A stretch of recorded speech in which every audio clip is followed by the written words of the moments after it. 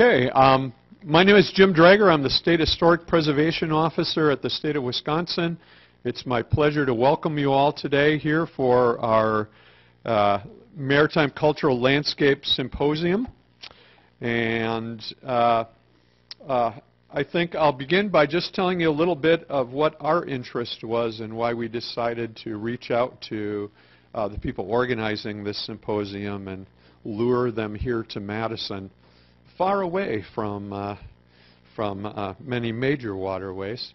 But our interest in it was twofold. We like to support scholarship, discovery, and learning related to historic preservation. That's a huge part of our mission. It's something we take very seriously. But we also had an interest because it ties in with a larger goal of the Wisconsin Historical Society for the next few years. The Society has picked as a theme for programming within the Historical Society, we picked the theme of water for the next 2 years. And so we're making a significant commitment to any kind of historical discovery, learning, sharing that relates to the history of water. And this seemed like a very natural fit to that theme. So I just wanted to give you kind of some really, a really quick description of some of the things we're doing. I think the most important initiative that we have going related to the history of water right now is we are partnering with the Milwaukee Water Council, which is an organization that's both public and private partnership that's focused on trying to protect fresh water and find new technology, new applications for science to be able to protect freshwater sources across the United States. And we think it's a very important initiative. It's been recognized by the United Nations as one of the water centers in the world, and we think it's so important and so groundbreaking that we've stationed an archivist in the Water Council offices, and her job is to help the Water Council be able to record and archive all the history of the various things that they're doing so that there is a record left behind there.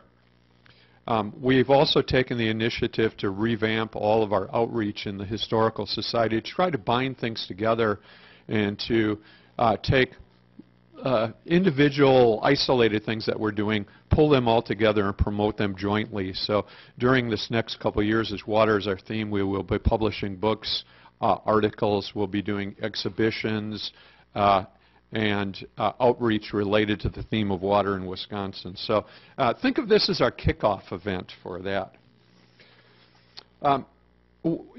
Water is also a big part of Wisconsin because Wisconsin is a water state. It's bordered on the east and the north by Lake Michigan and Lake Superior, and which is part of one of the largest freshwater systems in the world. It's also bordered on the west by the St. Croix River and Mississippi River, so we're really, literally, we're defined by water, and water played a very important role in the development of Wisconsin as it did in the nation itself. Wisconsin was a place that was known for industry, for brewing, for agriculture because of water, so water is something that's really formative to our own identity here in Wisconsin. You can't have beer and you can't have cheese without water. I'm just going to say that right up front.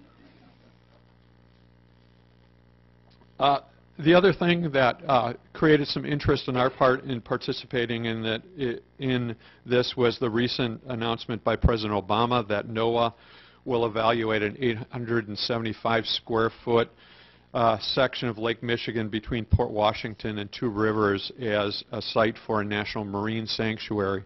We're very excited about the prospect of that happening.